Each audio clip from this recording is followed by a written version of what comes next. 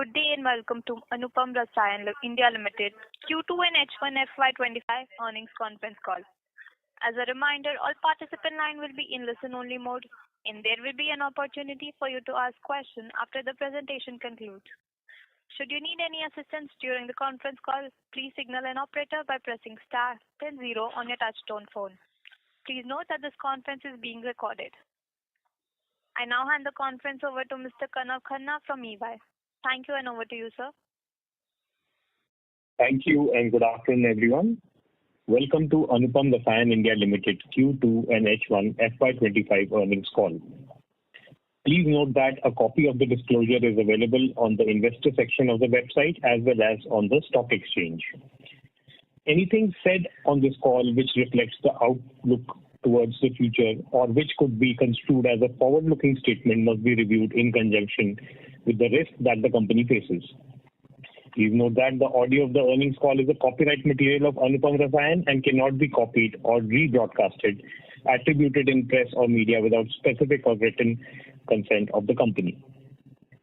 Today, from the management side, we have with us Mr. Anand Desai, Managing Director, Mr. Gopal Agrawal, Chief Executive Officer, Mr. Amit Khurana, the Chief Financial Officer, and Mr. Vishal Thakkar, the Deputy Chief Financial Officer.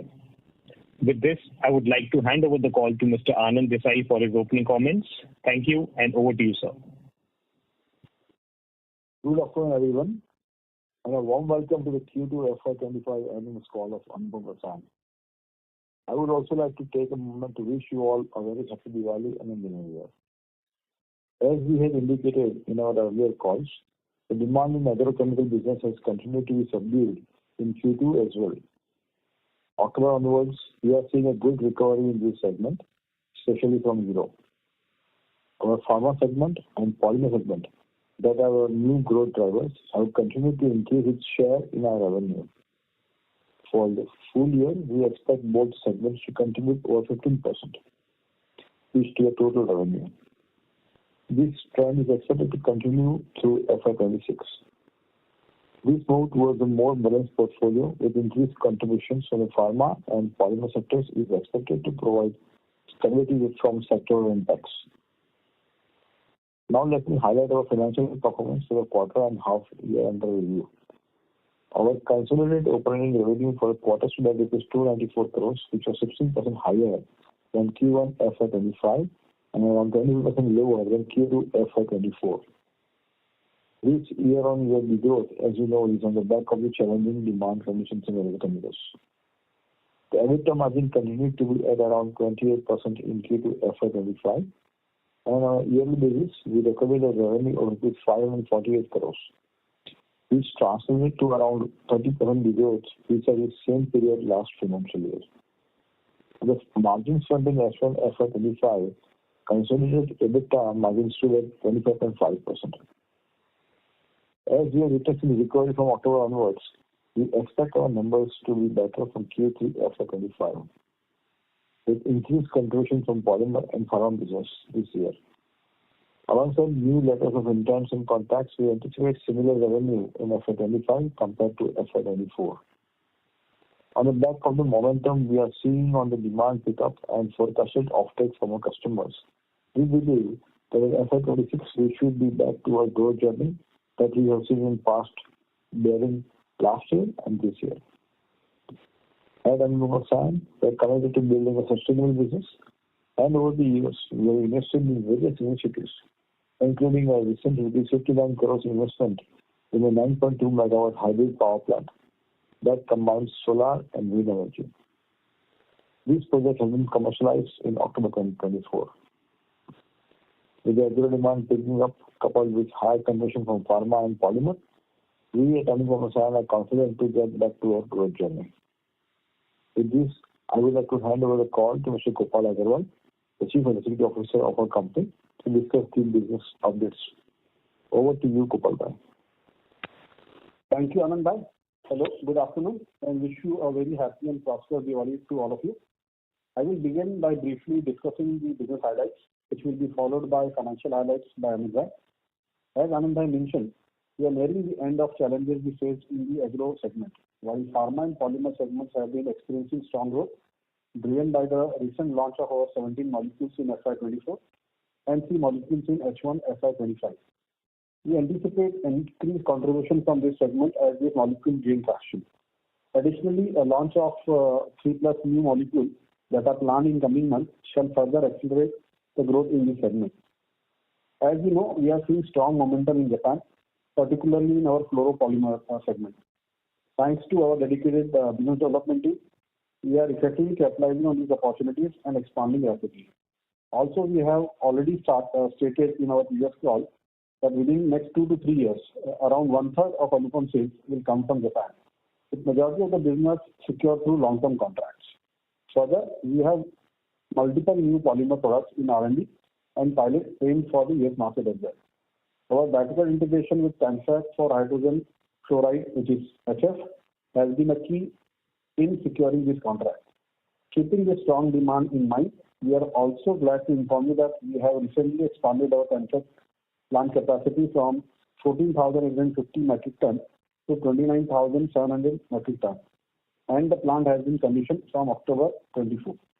As mentioned by Anand Bhai in this call, keeping all these activities in mind, we believe that we should start seeing strong performance going forward. With this, to take you through the financial highlights, I would like to hand over the call to our CFO. Over to you, Amit Bhai. Thank you, Gopal Bhai, and good evening, everyone. I'll begin by outlining the financial highlights for the quarter, after which I'll hand over the call to Vishal Bhai for a more detailed discussion. Starting with our CAPEX update, as of September 30, 2024, we have completed CAPEX of rupees 601 crores. The remaining CAPEX will be completed over the next 2 quarters in FY25. Our working capital has risen slightly on account of launch of new molecules as well as anticipated growth in the revenue from Q3 FY25. Further, we anticipate the working capital would stabilize by the year end and will have significant improvement in FY26 and going forward. As mentioned by Anand Bhai in his opening remarks, the new hybrid project of 9.2 MW has been commercialized in October 2024. This initiative is projected to save approximately rupees 15 crores annually in energy cost. This combined with our previous investment of rupees 65 crores in 17.9 MW would contribute to aggregate savings of rupees 28 crores. Together with our earlier efforts, this will enable 65% of the company's electricity needs to be met by green energy in the future. We remain focused on cost optimization and operational efficiency. This strategic focus, along with our expansion plans, positions us well for sustained growth. With that, I'll turn it over to our Deputy CFO, Vishal Bhai, to provide further insights into the financials. Thank you, Amit Bhai. Good afternoon, everyone, and wish you a very happy Diwali and a prosperous Diwali and New Year. Thank you for being with us today. And thank you especially on a holiday. So again, we appreciate your participation here. I would like to share some key performance highlights for the quarter and half year end September 30, 2024 before we open the floor for Q&A session. I hope you have had the opportunity to review the detailed presentation and the results which were submitted to the exchanges and posted on our website. Kindly note our numbers for the quarter and half year are on a consolidated basis and they also include TANFAC numbers. Let me first discuss the consolidated financial highlights for the quarter ended September 30, 2024. Operating revenue for Q2 FY25 was at rupees 294 crores as compared to 392 crores in Q2 FY24, down 25% YOY. EBITDA for the EBITDA including other income was at 82 crores in Q2 FY25 as compared to rupees 111 crores in Q2 FY24, down 26% YOY. This would translate to an EBITDA margin of 28% in the quarter. Profit after tax was at 31 crores compared to 49 crores, a degrowth of 37%, and would contribute to around about 10% of the top line. Our top 10 customers contributed 91% of our revenue in Q2 FY25. Talking about the half-yearly financials, our operating revenue was at 548 crores compared to 779 crores. EBITDA was at 142 crores as compared to 225 crores, which would translate to an EBITDA margin of 25% for the period. Profit after tax was at 43 crores compared to 101 crores and a degrowth of 58%. With that, we will open the floor for Q&A. Thank you. Thank you very much. We will now begin the question and answer session. Anyone who wishes to ask a question may press star and one on their touchtone phone. If you wish to remove yourself from the question queue, you may press star and two. Participants are requested to use handsets while asking a question. Ladies and gentlemen, we will wait for a moment while the question queue assembles. We have a question from Mr. Tushar from Kamaya Wealth Management. Go ahead, please. Yeah, good afternoon, sir, and thank you for the opportunity. Sir, I'm just new to the company, recently started tracking. I could see that you got some good orders, good orders, and seeing good growth going forward. So just wanted to know the inventory levels considering the revenue. If I consider the inventory as a percentage of sales, which was in the range of 50s, if you consider the history, in middle it peaked out, but currently it's near to the 70% of your entire, the revenue. So just wanted to understand the business perspective, why that is so, and what are the measures are we taking in order to, keep a check on the working capital. Thank you, Tushar. I'll try and answer this question for you. So, Tushar, you're right that my inventory levels and the working capital intensity has increased. And that has been primarily due to two major reasons that I would say. One is that the revenue that we had anticipated, which we had expected to happen in this half, has not materialized in this half and has been pushed out to the next half, which has led to lower liquidation of the inventory. Along with that, there have been new molecules which have been launched, which has also added to the inventory, which would be further recovered back or reduced back once we start the ramp up of those products. So these two has led to the higher level of inventory, and with a lower revenue, this number has been accentuated further, because if you look at it at a degrowth of 25%, you would see that for the same inventory also my turn days would go up by 25 to 30%.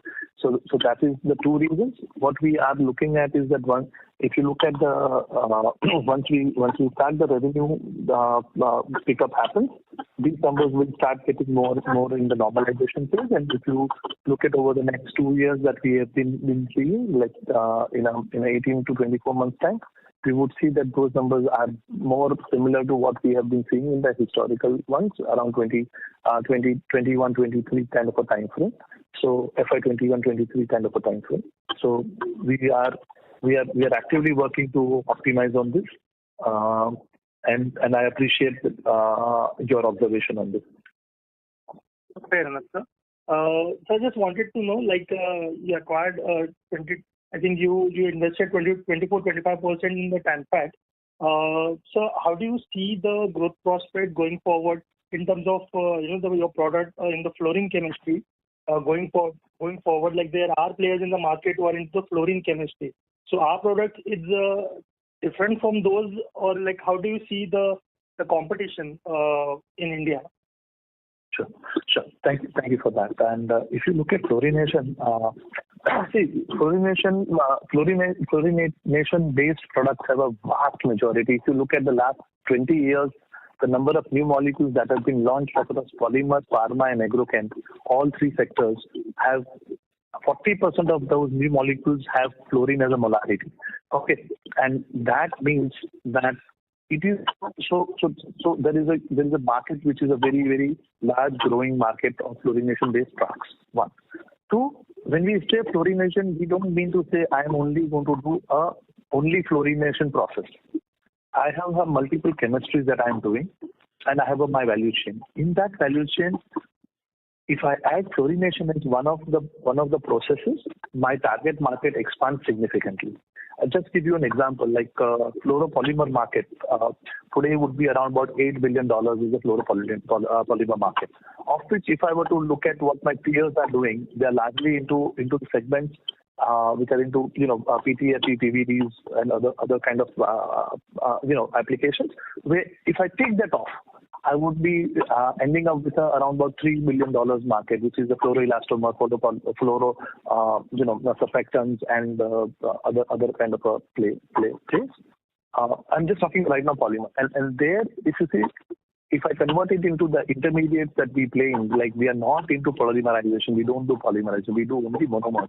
In that also, if I look at it, I'm talking about a $600 million worth of market. Now that is a large market for me to address, where I'm not having any competition. I'm not trying to compete with my peers here. And the products that we are trying to focus are these products where we have our own niche, where I am working on my own value chain. So there are products that have my value chain in which if I add this chemistry, I get into product application which goes into this application. Similarly, if you look at the same approach happens in pharma side and same approach happens in the agro side, where I am leveraging on my current supply chain, current value chain, and adding this offering to give this product application to my customers.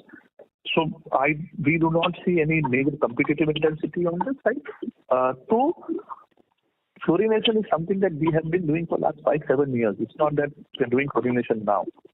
Even before acquisition of Tanfac, around 10% of my revenue used to be or had been fluorinated products.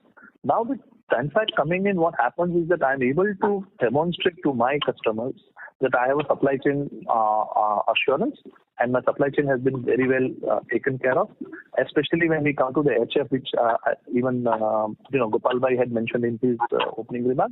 That HF availability is very essential because in the country there are only 4 manufacturers of HF, and Tanfac is one of them. So having access to that ensures that I am able to capitalize on that supply chain, and which is the reason you are seeing a lot of traction that we have been able to demonstrate in terms of my product inquiries and product conversions in terms of LOIs and all. If you look at the last 5 LOIs, 4 LOIs have fluorination as one of the process in this offering. Yeah, exactly. So I hope I have. Yes, sir. So just wanted to know, like apart from the contracts, what would be the revenue? Like you have mentioned in your IP the number of contracts. So if we consider for next 3 years, how much would be the contracts and how much would be the other revenues? So are we only talking about LOIs or are we talking about contracted revenues? LOIs, sir. Okay, so LOIs, if you look at it, if you look at my LOIs, the total LOIs that I've signed is around about 9,000 crores worth of, approximately 9,000 crores of LOIs. If you look at, if I were to divide it by 5 or 6 years on an average, which is the average time of the contract period, we're talking about 14 to 1,500 crores of revenue from there.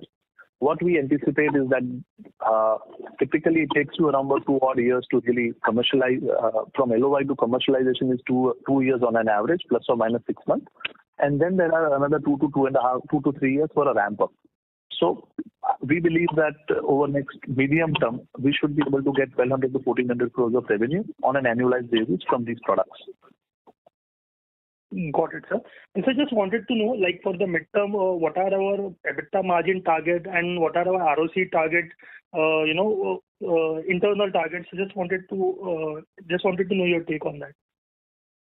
So see, historically, if you see, we have always been in the range of 26 to 28% EBITDA margin, and we believe that we should be in the range of that numbers. Maybe a percentage point plus or minus may be the case, but that's the range that we believe that EBITDA we should be able to achieve. So let's say today in this market, I would say 25 to 27 is EBITDA margin that I would be comfortable with guiding.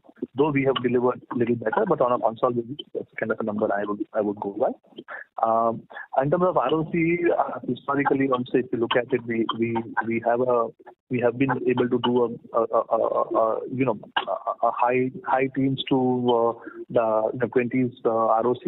It's been that 2 major events has led to a lower number, higher capex and lower capex asset utilization, which is now ramping up, and two is also my working capital intensity, which has expanded, which we expect to get more into my normalcy. These two will ensure that with the kind of EBITDA margins that we have and an asset turn of, let's say, more than 1.5 times, we should be coming back to the kind of ROCs that are more meaningful to us. Sir, just post this fluorination contract, do you see that adding to your ROC going forward? Absolutely. If you look at it, we have done capex where fluorination process will also be included, and then the new molecules of fluorination will also be processed. And just that this will always add to the performance of the company in terms of revenue and in terms of margins, and translating into the return ratios. Okay. Sir, you guided for good H2 earlier. Just wanted to know your view in terms of volumes going forward. So yes, so if you look at it, the last half, the lower volume has been the reason for the lower realization, lower revenue, and we believe that what our understanding with our customers has been, and the communication from them has been also, is that the volumes here are going to pick up from the next for the next half, and hence you would see a decent volume uptick on this in this next half. Fair answer. That was really helpful. Thank you, and all the best. Thank you. Thank you very much. We have a question from S. Ramesh from Nirmal Bang Equities. Please go ahead. Thank you, and good afternoon, and the best of season's greetings. So if you were to look at the second quarter numbers and how to read the prospects for the second half, how much was the decline in volume in second quarter? And secondly, was there again additional sales to domestic customers where we had to give them easy credit, like in one of the earlier quarters? Thank you for the wishes, and same to you, Rameshji. And if you were to ask in terms of volume, so Q1 to Q2, if you see, there has been a growth. So we are seeing that there is an uptick happening. Yes, on a YOY basis, the numbers have been lower on account of the lower volumes compared to the last year. So that is there. Yes, there has been some bit of a compensation coming from the domestic market, especially from the pharmaceutical industry, which has typically a longer working capital cycle, both in terms of as a geography and as an industry, both is the case. So there has been an expansion that is happening. However, what we are now seeing is that the agrochem and my international business is expected to pick up in the second half, which will have a better impact in terms of volume, revenue, and working capital. Okay. So to put things in perspective, if you look at the statement Anandbhai made about you achieving FY25 revenue close to FY24, that means you are talking about a run rate of around 750 crores in the second half. That's about 375 crores. That's a very, very high growth compared to the base of the second half of FY24. So what are the levers that will drive this sort of growth in the second half? Is it just the existing business increasing volumes, or are you also seeing some of the new LOIs and new molecules kicking in terms of growth with higher realizations? How do you can you explain how you expect this second half growth? So Rameshji, I will not comment on the deduction that you have made in terms of the number for the H2. But directionally, let me answer the question on the directional point, and that is where it's a fair ask. So I'll put it in 3 or 4 buckets that where we see the traction coming from. If you look at my H223, and if you look at the run rate of the H223, I would have done a similar kind of a number as what would be there. But let's forget about that, and let's talk about the trends from now on. Where are the 3 or 4 big trends that are coming from? One, that my lower demand from the agrochem cycle is now looking better for us. So we are seeing now the offtake requests coming from my existing customers, and my volumes are going to pick from their side. Second, what you rightly identified, that my molecules that we had launched last year are now picking up and it is gaining momentum. So that is the second part of the demand that we feel that will be there. And along with that, if you look at it, price, I don't see too much of a price movement coming in here. I think prices, we feel that it will be in the stable range. This is our estimate. And as per my understanding, that numbers will be in the similar range. But volume offtake is where the revenue is going to be coming from. That's my understanding on the projections. Yeah, so just a couple of thoughts more. One is when you talk about these agrochem customers, giving you confidence in terms of buying more volumes from your company in the second half. This is something which is totally different from what international companies are saying and other domestic peers are saying in terms of customers actually deferring orders both in agrochem and pharma, and they're also laden with excess inventory. What is exceptional in terms of your set of customers? Are they not having this inventory situation, and are they building up for new launches? So what gives you the kind of confidence that they will actually give you the kind of volume growth you are talking about? Because this is totally contrary to what we are hearing from the market from other companies. Sure. So Ramesh, just to draw a backdrop of it, if you look at my last 4 quarters, my last 4 quarters has been where I have had a very, I would say that one of the lowest demand from the agrochemical sector, if you look at in the recent time. So when we look at that, and when I contrast it from there is volume offtake that we can see from the customers. Okay. Now also please appreciate that on an annual basis, my demand is there of the total volume, right? That let's say it was 100, it has dropped by some number, but this 2 quarters, if you see, that number has been even lower than that. So on an average, if you look at it, we see that the customers are looking at picking up at least there is demand. That's exactly what we see. The demand is picking up. Are we coming back to the normal in the normal growth rate? That's what we are saying. It is 26, right? And this is where the MGO also will kick in, right? So the H2 is where the MGO kicks in, and also please appreciate that H2 is a very classic half, because Q3 of mine is Q2 of my customer, but Q4 of mine is Q1 of theirs, where the year changes and the budget changes as well for them. So they have a very comfortable situation in that sense to accommodate a level of volume that are meaningful to both of us, right? And that's where we are coming and seeing that numbers. Are we saying that are we out of the woods fully? Answer is no. That I think will be in 26, but 24, 25 ending, I think should give us a bit of a reason to feel confident about the same, is what I'm saying. So just if I was to just add to what Vishal Bhai said, Ramesh, yeah.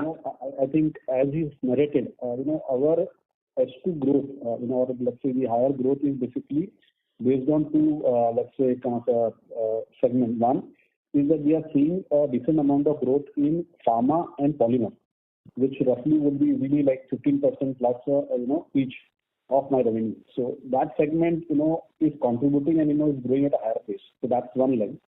The second leg, as Vishal Bhai said, is that on the agrochem side, and I may not be necessarily able to comment on, some of my peers in terms of what they are saying.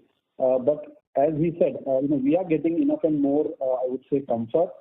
Some of them even in terms of, future purchase orders, to say that the customer is basically asking for higher volume than what they asked me, let's say last 2 or 3 quarters.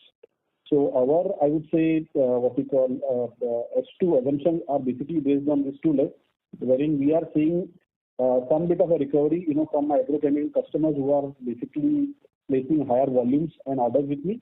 And second is the increased growth on polymer and pharma side of it. That's useful. So just to get a perspective on 26 and 27 growth, so if you see your order book, some of them have been commercialized, and then there are some which are being commercialized in 26. So if you take these 2 buckets, in the LOIs already commercialized, how do you see that ramp up in percentage terms on the value of the order book? Even if you divide it by, say, 5 or 6 years, say, it's about 4,800 crores. If you see the value of the LOIs already commercialized. If you take it over 6 years, about 800 crores. How much of that would you expect to book, say, over FY26-27 in terms of actual deliverable. And similarly, whatever you are talking about commercializing in 26, if you take a value of about another 2,000 crores. So on that, when it starts picking up, how much of that would you be able to actually monetize, say, from FY27 and over 28? Just some ballpark numbers you can give. That will be useful for us to recheck our assumptions on this LOI monetization. Sure. I think on the LOIs, I would put it very simply, and that's where I would put it for now. And you're right. The large commercialization that has happened is on the FY22 LOIs that we had signed, which were around about 2,600 crores worth of LOIs. Right. Those 2,600 crores would mean that 450 to 500 crores is the revenue coming from that. We believe that of that, we are doing around about 250 kind of a number that should ramp up and should be peaking out by 26, 27. So that's the number that we can see. So you want to look at it in three different buckets.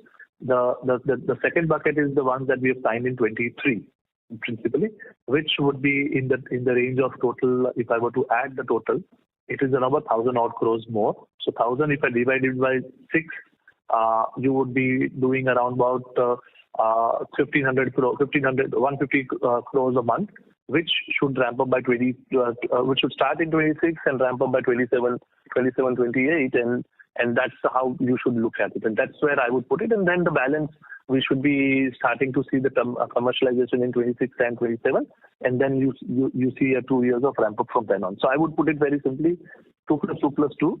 2 years for getting into LOI, 2 years from LOI to commercialization, another 2 years from LOI to commercialization to ramp up. Now, give an allowance of 6 months on either side, which happens because of either about the validation, either about the environment, all that plays out, and maybe 6 months of average you can give or take on that. Okay, thank you very much, and wish you all the best. Thank you, Ramesh. Thank you. Participants, if you have a question, please press star and 1 at this time. We have a question from Pradeep Rawat from Last House. Please go ahead. Yeah, good afternoon and thank you for the opportunity. So, sir, we are doing capex of close to 600 crore rupees. So I just wanted to know when this capex is going to complete, and can you also highlight on the ramp up of this particular facility? Thank you. So see, we have done a large part of the capex, and the balance, whatever is left out, we should be able to do it in next 2 quarters. So this year we should be able to finish the capex on it. Then and after of that, couple of the plants, we have started doing the trial runs. So typically, once the plant is ready, plant is constructed, you have your trial run, then you have a customer validation, and then your commercialization happens. So typically, it is anything between 6 to 9 months that you will see that kind of a time frame on this, and that's what I would put it on. 6 to 9 months from the commercialization of the plant. From completion to commercialization, because you have your trial runs, you will have your validation, and then the plant starts for the large operations. Okay. And what kind of peak revenue can we expect from this facility? So total, if you look at my total capex that I have done till date, and if I look at the whole asset, I think I should be able to do 1.5 to 1.7 times the asset block, which will be around about 3,000 odd crores kind of a number is what I can say based on the current product portfolio. As I evolve the product portfolio, the numbers changes because the plant volume remains the same, but the revenue changes on the per ton basis as well. So that value engineering and the revenue optimization can happen, but today when you look at the portfolio and the plant portfolio, we can go up to that level. Is what I would suggest. Yes, sir. And what is the peak revenue of our current facility? That's what if you look at it today, it is around 12 to 1300 crores of my block, and you can add 1.5 times to that, because this is where I have a lot of other capex also, like extra land and my R&D facility and my other utilities. So the asset turn I would put it at 1.5 and not higher. But for the new ones, the asset turn will be higher. Okay, that was helpful. And how much revenue are we envisaging from pharma and polymer segment going forward, given our existing commitments? So pharma and polymers, as today also, if you're saying they are contributing meaningful in double digit for me in terms of teams, I think pharma should and polymer should contribute more than quarter to one third of my revenue at least going forward. Probably pharma will be first, which will contribute in 20s in medium term, and polymer should follow on that. Okay, understood. That's all from my side. Thank you. Thank you. Thank you very much. Next question we have is from Krishan Parvani from JM Financial. Go ahead, please. Yeah, hi, sir. Season greeting and thanks for taking my question.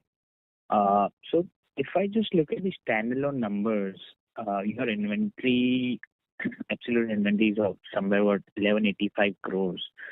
And if I calculate the inventory days in the standalone business has jumped to more than 550 to 600 days. Can you elaborate, please, what is going there? So first, thank you, Kishan, and wish you also happy Diwali. In terms of simple, I would say you are right. My inventory has expanded. I'm not saying that it has not expanded. Now, what we are seeing is only from you would have done it from a TTM basis.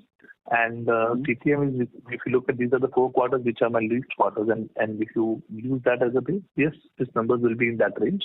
Now, we can look at this. But to my mind, 2 things will happen from here on. There is an additional inventory which you are seeing, which will get liquidated over next 2 to 4 quarters, which is the volume that I've manufactured but not sold. So that will happen. And 2 is when and 2 is the same when I sell it out, that converts into revenue and gets into my denominator also. So when you do numerator reduction and denominator addition, you will see that the numbers will start getting more representative in terms of what we have seen in FY24 at the end of FY25, and at FY26 is where you will start seeing the reduction from the FY24 numbers further significantly, because I am expecting a decent growth in FY26, which will further allow me to liquidate the inventory and also become the base for my days calculation. So both will happen. But today you are right, it has expanded, and there is a very sharp focus on from the management side to ensure that gets liquidated sooner. Understood. But if I just look at that is a second half of last year to second half of, let's say, FY25, do you expect a growth in top line? Second half to second half. Just a minute.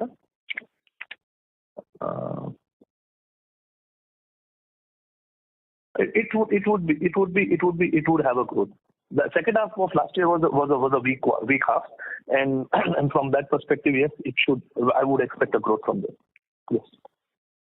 Okay, so even if, let's say, even if you assume a growth of 20% over the second half of FY24, then also your top line, just the standalone top line, could be in the range of anywhere in the range of 950, 960 odd crores.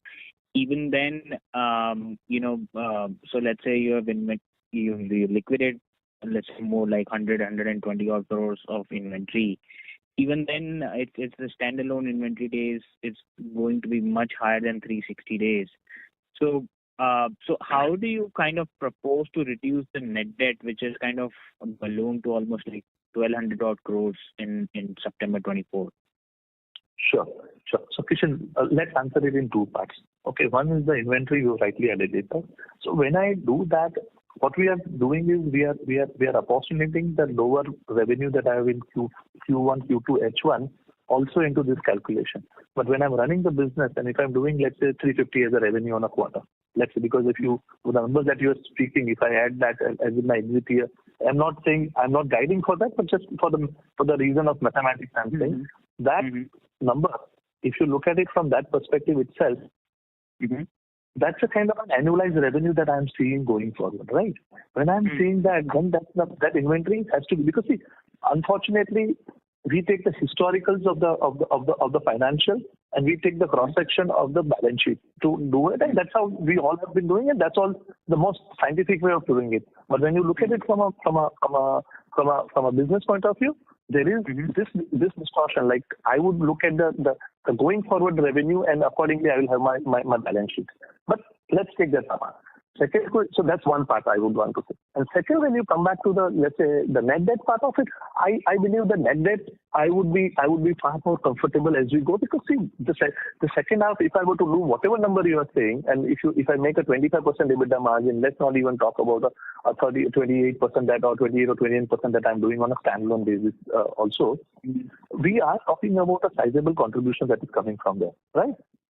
Okay. That itself is enough and more to take care of it. And if I am saying that I'm going to reduce the working capital intensity and not increase, then there is no absorption of working capital, right? Absorption of cash in the working capital, one.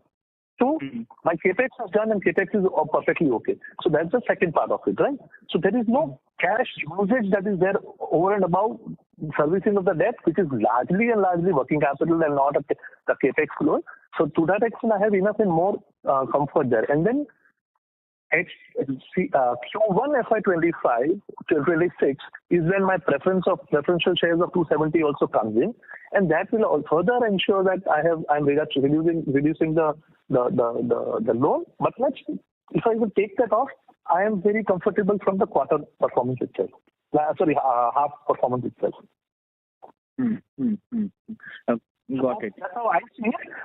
And that's how the management's internal management plan is, that we don't need any further external debt to really finance my growth for at least near term. Okay, got it. And just the last bit from me, it's like on your guidance that you mentioned, like the long-term guidance of INR 3,000 crores. With whatever capacity that you have with your current product profile. So does that include the 10-fac revenues or it does? No, I'm talking standalone. That's the reason I was saying 1.5, 1.7 times tons is what I was saying. So you're right. No, this is not including 10-fac. So if you add 10-fac, whatever their revenue will be over that period will be added on top of it. Okay. So and this is the guidance you're giving, like in the long run, right? I mean, or is it that is it at 28, 29? Christian? Sorry? No, sorry. I couldn't hear you well. So if you can just repeat this guy, FY28, 29, or how is it? I would put it in the medium term, which is 3 to 4 years, or 3 to 4 years, and I will leave it there, Christian. As we get near, I can really come and comment better on this. Okay, but so sorry, just a clarification there. So your current asset base in the standalone business is what, 1,700 crores, right? And then 1.5 times returns is 2,500 crores odd. So is there incremental capex that you are envisaging in the standalone business? It is 1,900 crores is my block will be once I commercialize everything. So there will be some window we see it. That's the reason you might not be seeing it. Oh yeah, the total I think 183 crore. Yeah.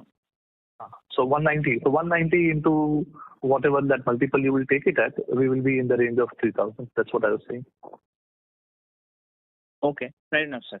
Thank you for patiently answering my question. Wish you all the best, sir. Absolutely welcome, Krishna. Thank you very much. Participants, before we proceed with next question, we would like to remind you that you may press star and 1 to ask a question. We have a question from Rohit Nagraji from Centrum Broking. Please go ahead. Yeah, thanks for the opportunity. So in our slide number 12, we have given the business vertical-wise split up. Pharma 20% and other specialty 10% during the first half of FY25. So other specialty is only polymers or excluding polymers? And allied question to that is, from the total LOIs that we have, how many of them, or if you can just quantify how much of that is from agro, how much of that is from pharma, and how much of that is from with polymers? I mean, out of that 9,000 odd crores. Thank you. So let's go with the first question that you asked. Others is practically polymers. So you can for practical purposes you can use polymer as a reference on the other products. Okay, so that's one clarification. Second, if you look at the first 1, 2, 3, 4, 5, and 6, the 6 LOIs that I signed in 2022, they all are agro-based products. Okay. Right. And then the 2023 LOI, that is also a agro one. Then the balance, if you look at it, the 1, 2, 3, and 4, the four next are polymers and engineering fluids kind of application, and one of them has also pharma applications also. And then the last but one is a agro, and the last one is a polymer again. So maybe I believe that next time whenever we are putting up the slide, if you add it, it will be really more comfortable for us to understand. Thank you, Rohit. Definitely we'll do that. No problem. We'll do that. Okay. So just one question on the other. Okay. I think we see the problem. We will do that because today we report into two segments only: life sciences and other specialty, and hence you're not seeing it. So other specialty, whatever are we seeing, are all polymers. Right. That's why you will be able to answer it simply. And the life sciences practically are all agro, because pharma very limited have a LOI, a long-term LOI kind of a contract. They are more domestic market where typically you have a long-term relationship but not a contractual relationship to a large extent. Perfect. So now other question which comes into mind is that, so during the first half, whatever growth we have seen in pharma and other specialty, which is nothing but polymers, this is predominantly from the legacy products and non-LOI products. Is that assumption right? Polymer. So I will say there is some bit on the polymer side you would have seen, but legacy. It's not legacy. There are new products which have been launched in pharma, which has really. So last year I launched 17 new products. Right, that revenue, that 17 products is giving me the revenue as well. Right. So it's a combination of two. Right. Sorry, my mistake in that. Legacy in the sense, I just wanted to bifurcate between the the products launched and non-LOI. LOI and non-LOI. Okay. So see, I'm saying that this year also my LOI revenue should be in the range of 20% of my revenue, 20 plus % of my revenue. So I will speak in annual because quarter to quarter when we see, there is always a scheduling, there is always a lot of other parts to it. But if you look at on an annual basis, I should be there. So FY25 will be about 20% plus minus from the LOI. Plus from LOI, yes. And another question in terms of the outlook or probably visibility from the MNC customers, given that most of the scheduling for 2025 calendar year is already done. So what is the visibility that currently we have from the legacy portfolio and the ramp up of the new products which are being launched for the LOI focus? Thank you. So what has happened, if you look at my legacy products in the last 4 quarters have been pretty low compared to what average should have been, even in a tepid environment. However, so the combination of the one is getting a little bit of buoyancy coming up. Now that buoyancy is Q3, Q4 or Q1 that we can debate about. And second is there is a bit of a pendency on the demand which is also looking to pick up. So from that side we see that Q3, Q4, especially the H2, we have a reasonable confidence in terms of the volume uptake. Right now, and when I'm saying quarter three, you would also appreciate that for us the business is in continuum. We review ourselves on a cross section of a time, but on a continuum basis, when I can see that there is a buoyancy in the conversation, buoyancy in terms of forecasts given by the customer, and there is a buoyancy in terms of now the offtake that they are doing. Sure, that is helpful. Just one last clarification. When we are talking about the LOIs in terms of routine contracts, however, given that there has been pricing pressure in most of the products currently, next year when we are talking about, is there compensation on the pricing part or in terms of volumes to attain that particular contract value over a period of time? So see, you please appreciate that as we've said in the past, the input raw material cost is the pass-through. Right. You're right that pricing vary across various countries have been up and down. So you have to also appreciate in 22 the pricing of 22, which will be the pricing reference of 21, which were signed in 22. And there are contracts which are signed in 24, which will be pricing reference of 23 or the early part of 24. So there is a whole cycle in it. And also please appreciate this is a 5-year contract or a 7-year contract. So today prices may be lower, tomorrow there will be higher price, right? So we believe that there is an averaging that happens across the time frame in terms of revenue per ton. Now, is that how we do it? Answer is no. The way we do it is very simple, that the costs are passed through. But when I say that in 7 years or 8 years I will do so much of a revenue from these contracts, it is an assumption of an average price that I would have seen over a period of time, right? And hence, we are not trying to say that I'm not doing mark to market if I were to use the word. Mark to market, it will be there, but every quarter the mark to market number will change then, right? And it doesn't help in terms of understanding how the business is going then. Sure. This is helpful. Thanks a lot for answering all the questions and all the best. Absolutely. Please. Thank you for the questions. Thank you very much. We have a follow-up question from Mr. Ramesh from Nirmal Bang. Go ahead, please. Yeah, thank you for the follow-up. So when you discuss the growth for the existing molecules and the new molecules in the LOIs, incrementally, what are the working capital terms in terms of inventory days and receivable days for the new LOIs and the new molecules? And to what extent will that help you reduce your working capital cycle? So, see, if you look at it, my current working capital is out of ordinary than my normal business working capital should be. So, the new LOIs are also the LOIs where I tend to have a control on the working capital side. On the new demand from a pharma side, if you look at pharma side, Indian pharma side tends to have a little higher working capital, especially on the debtor side. But maybe on the inventory side, I will have a lower number because I don't need to stock because the pricing is more live in that condition. So to my mind, the new contract should be in the range of historical, not the recent one, but the historical working capital cycles of 2020, 2021 kind of a time frame. So that on a blended basis also will be helping, and also when I start liquidating my working capital, I would have a double effect on this. So how much of debt can you expect to repay, say, over the next 2 years from the current debt level? So first, anyways, I will be repaying around about 200 plus of debt in the H1 of 26 because I will have my my prep and warrants money coming in, and where I have announced to repay that. So that anyways I will do.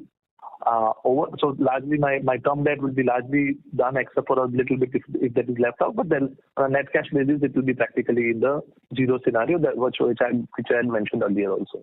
And on the working capital side, basically I don't have a capex going forward, any significant capex except maintenance capex, and I do not have a more absorption of working capital because there is enough and more working capital which will ensure that the current working capital is sufficient to take care of the growth. Which, if you look at it, had happened in 2022 versus 2023. If you look at it, my working capital, even after a growth of 25%, my working capital was same, and hence my whole growth was funded by the same working capital. And I believe that kind of a similar effect will happen going forward as well. So one, that is there, and there will be free cash flow which comes in, like that will help me lower my working capital, my debt. But from 1,200, the debt would be in the 3 digits by the next middle of the next year. That's useful. And then one last thought on the HF expansion done by TANFAC.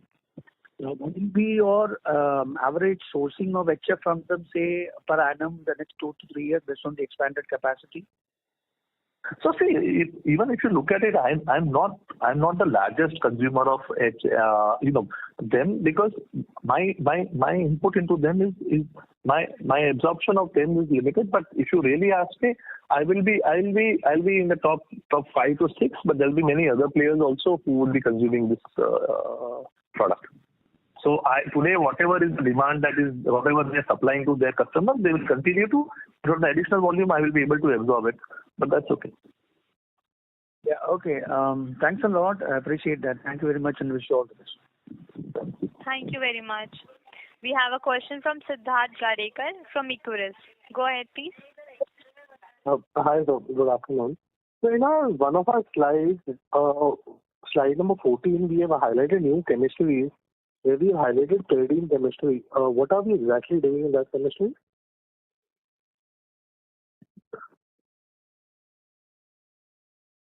Just a minute. I'll go to that slide and then we can talk about it. Yeah. So we are saying we've highlighted pyridine chemistry. Yeah. So we are using this pyridine chemistry for manufacturing of couple of our products, which will be going into the pharma application. Right. So we will be manufacturing the pyridine, or we will be sourcing pyridine from outside? No, we are not manufacturing pyridine, right? We'll be doing the derivatives. The process on pyridine. Okay, got it.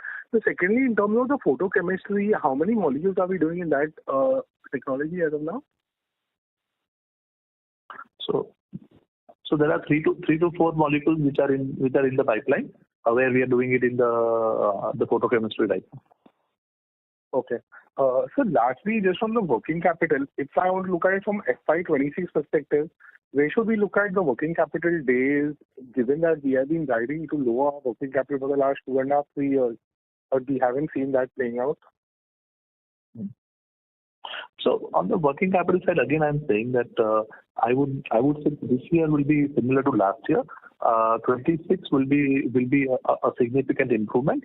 I'm not wanting to hazard a guess right now, but I would try and recommend guide that probably in the next coming 2 quarters, because I want to look at the volume offtake and the revenue offtake ramp up before I guide on that. Okay. Thank you, sir. Thank you. Thank you very much. That was the last question for the day. I now hand the conference over to management for closing comments.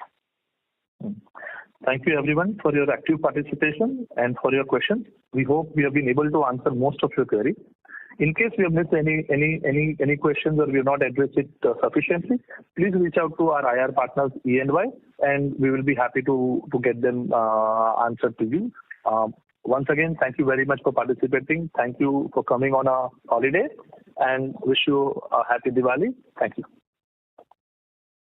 On behalf of EY and Anupam Rasayan India Limited, that concludes this conference call. Thank you for joining us. You may now disconnect your lines.